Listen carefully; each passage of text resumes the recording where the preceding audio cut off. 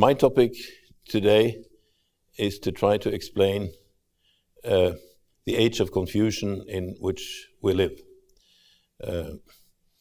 There has been an election recently in the Ukraine, and many elections have given surprises since Donald Trump was elected in 2016. We have seen a strange thing in economic ideology. It used to be during the last 25 years since the fall of the Cold War that everybody believed that free trade would benefit every country. The surprising thing that happened in 2016 in the United States is that we had two candidates, Mr. Trump from the right and Mr. Sanders from the left, who both of them insisted that free trade was not in the interest of the United States. This is similar to what has happened earlier in history. In 1848, also free trade was attacked from both right and left, and it was not a subject for another many decades.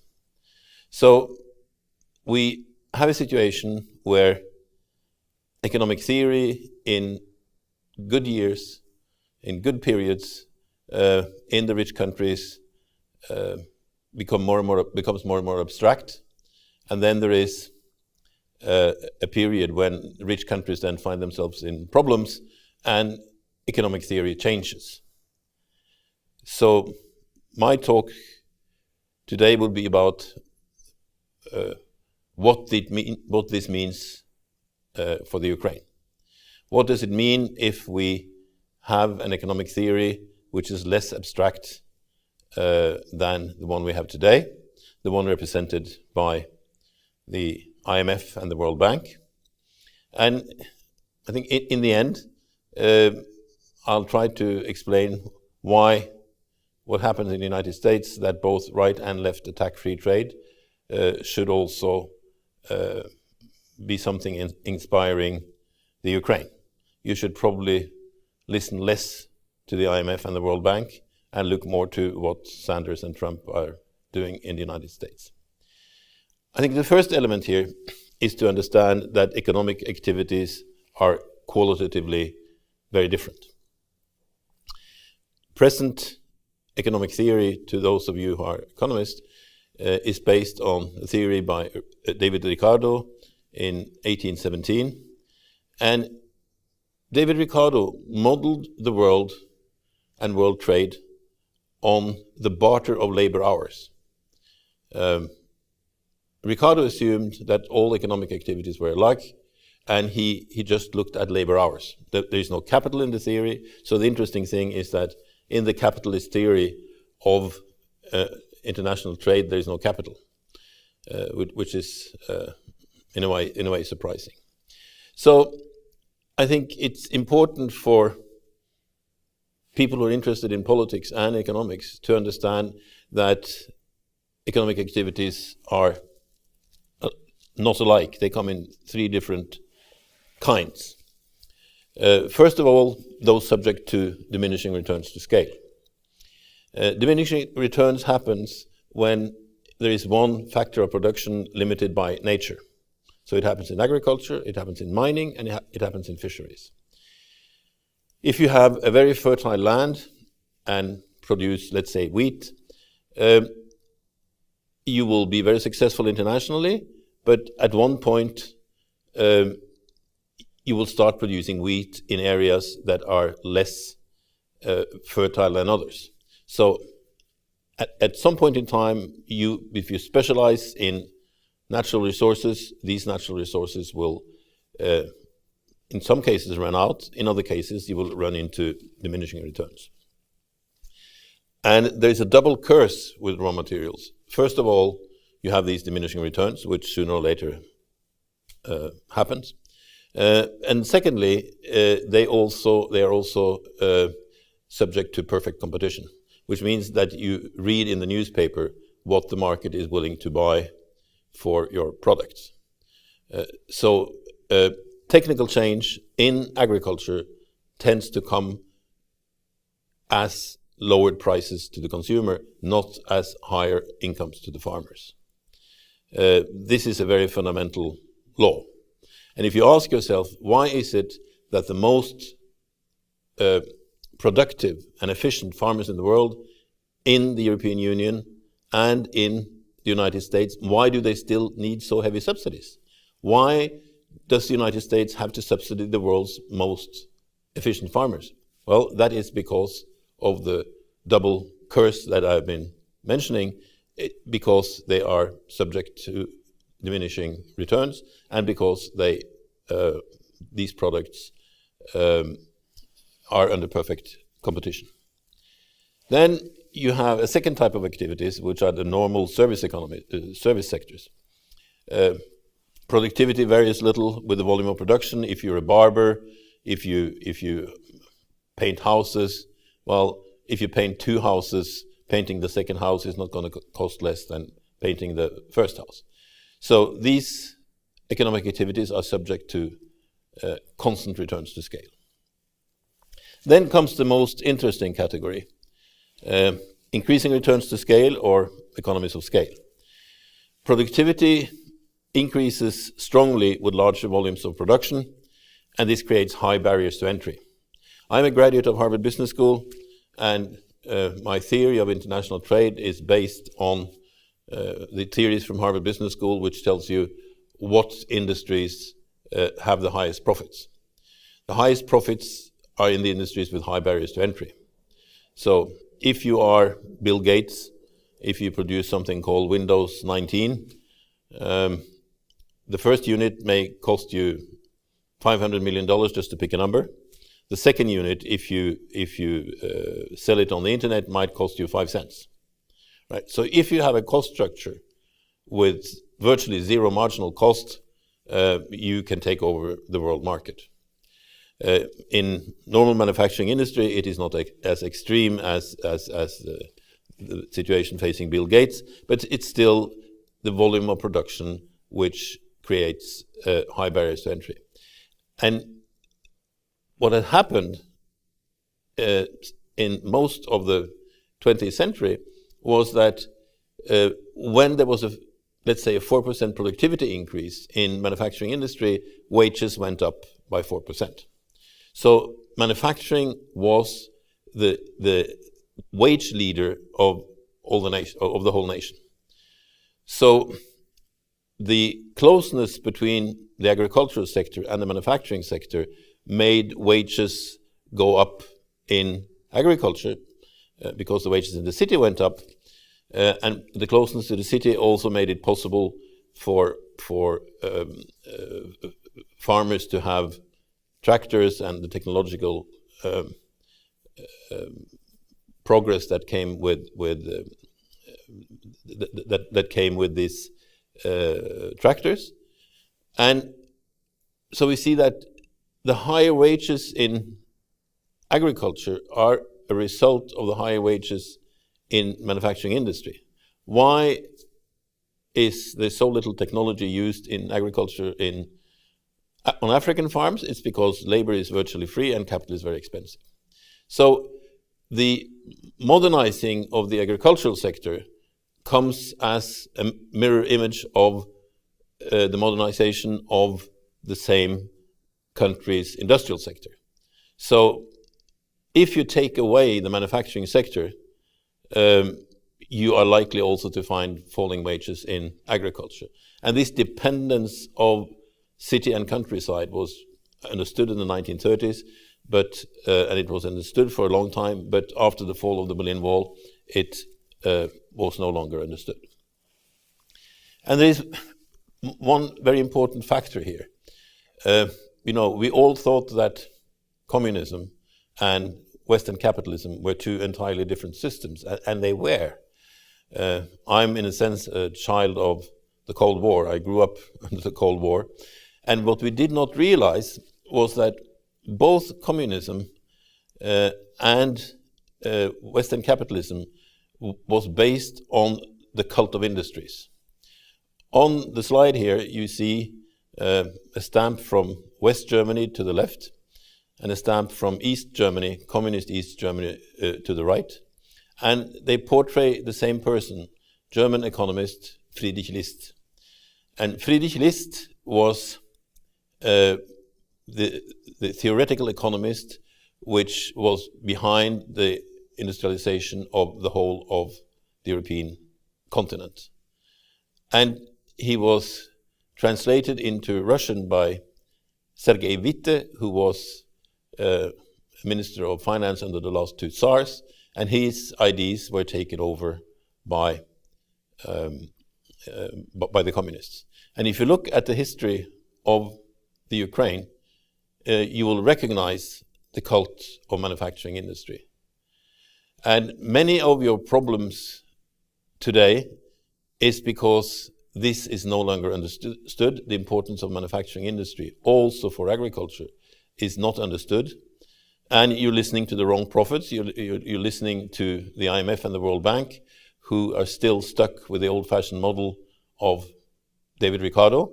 Notice that the United States no longer recognizes this model, but it still forces its virtual colonies, the world periphery, to follow this strategy where manufacturing industry means nothing.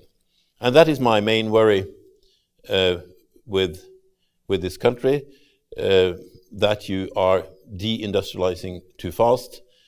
I do not think you should have bought locomotives from General Electric in the US. I think you should have built them yourselves.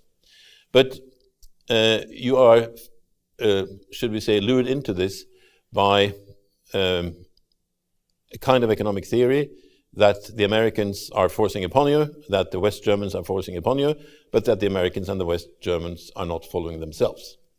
So the United States in the 1820s used to say, don't do as the English tell you to do, do as the English did. And I think in the Ukraine you should say, don't do as the Americans tell you to do, do as the Americans did and still do. And I think there is a risk here. I just came yesterday from Armenia, and in Armenia, the political political winner is also a relatively unknown person, a person with no links to politics from before, a journalist. And the worry in Armenia is similar to my worry here, that you get politicians who have little experience, but their heads have been filled by the war against corruption. Well, I think there are different kinds of corruption. There is you buying services, and there's also theft. But I heard here in Kiev a couple of years ago a Swedish representative of the European Union saying something like, well, if you in this country just get rid of corruption, the invisible hand will create economic growth. I think that is not true at all. Corruption is a problem, but do not believe that if you get rid of corruption, you will solve your problems. You still have the problem of deindustrialization, and you have the common problem with Armenia that deindustrialization causes migration. There is a very important link between the economic structure of a nation and the nation's ability to keep its population. If you remove manufacturing industry, you create migration. This was very clearly understood after World War II, when the Allied tried to deindustrialize Germany with the Morgenthau Plan. And the conclusion from US experts was that if you took away manufacturing industry from West Germany, you would have to move 25 million people out of Germany, and the question from Herbert Hoover, the old president who had been sent out to solve this, what should we do with these 25 million people? Should we exterminate them, or should we move them somewhere else? If so, where? So at the beginning of the Cold War, the understanding the link between economic structure and the carrying capacity of a nation, which seems to be forgotten here today, it was very clear. And I think you have to get rid of the very highly abstract economic theories and get back to the economic theories that reconstructed Europe after World War II. This chart was produced by Branko Milanovic, who is the former chief economist of the World Bank. This is the best data we have, and they're probably not perfect, but it indicates something very interesting. To the left, you see some countries in red, whose income is now below the 1989 level. These are countries that were poorer now under capitalism than they were under communism. And this is not because communism was so brilliant, it is because it's better to have an inefficient manufacturing sector than not to have a manufacturing sector at all. If we say, intuitively, parents don't say to their children, my son, my daughter, you obviously have a comparative advantage in washing dishes, so go out and make a career in washing dishes. Intuitively, even economists don't say that to their children. They say, go and get yourself an education, and they intuitively know that it's better to be a mediocre lawyer in Kiev than to be Kiev's most efficient dishwasher. And the same thing applies to nations. It's better to have an inefficient manufacturing sector than not to have any at all. And I think this has been known for centuries, really. It was discovered by an Italian economist called Giovanni Botero, who died in 1617. And it has been understood for most of the time, but not during the Cold War. An interesting thing with this graph is that you see to the right there is Belarus. And Belarus has the luxury, in a sense, of not having to listen to IMF and the World Bank, because they don't try to be democracies. I'm all in favor of democracy, but I'm trying to tell you the disadvantages at this moment of being a democracy, of trying to be a democracy, is that you have to listen to the IMF and the World Bank to get credit. In 1989, wages in the Ukraine were higher than the wages in Belarus. Now, wages in Belarus are 50% higher than those in the Ukraine. And that is not because Lenin stands there on the square. It's because they can have an industrial policy. They can say, we want to produce things we're good at producing, even though they might be bought cheaper in China or somewhere else. So an interesting thing here is that the countries to the left in this graph who try to be democratic actually have a big disadvantage. So what I'm saying indirectly is that the politics of the World Bank and of the IMF is a severe threat to democracies. They force democratic countries into deindustrializing because, deindustrialization started with the shock therapy in the early 90s, and that the effects of this shock therapy is still going on. So if you want to have as many Ukrainians as possible to live in the Ukraine, well, you have the main variable here is your economic structure. And the more locomotives you buy from the United States and not locally, the more you force Ukrainians to leave their own country. This is a graph which looks very complicated. It's essentially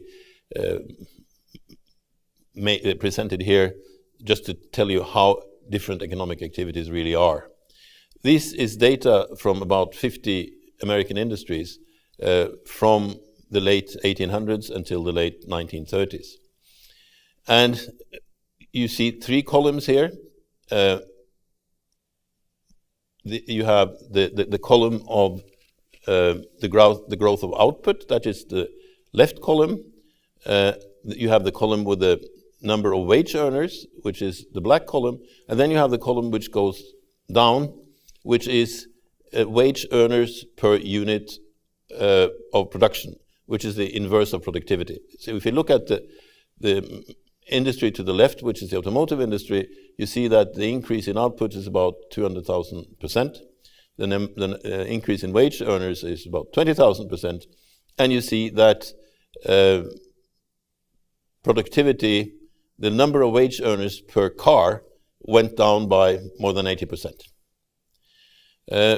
So this was, in the 20th century, a unique manufacturing industry.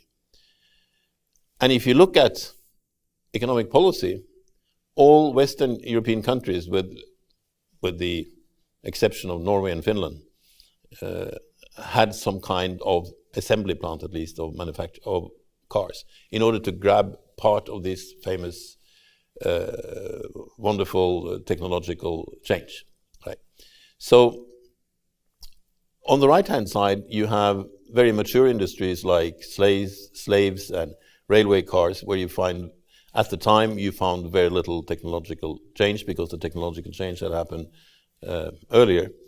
And you have paraffin and hats and gloves and economic activities where not much happens. But the interesting thing here is that every European nation of any size tried to have all the economic activities to the left, right? So big countries, small countries, they all had a blend of these economic activities. And the European Union also changed its policy very radically with the Maastricht Treaty in the early 90s. When Spain was integrated into the European Union in the 1980s, it was done over 10 years. It was done very gradually.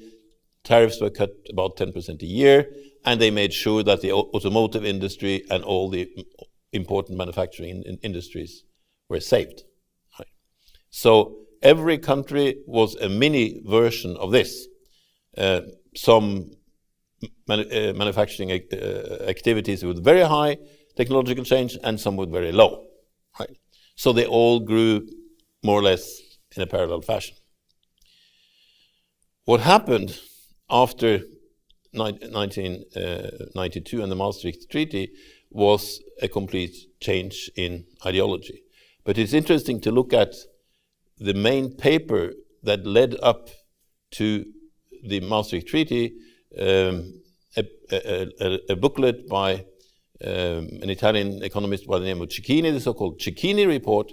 The Cecchini Report argues for a single market, and the main reason is the economies of scale in manufacturing industries.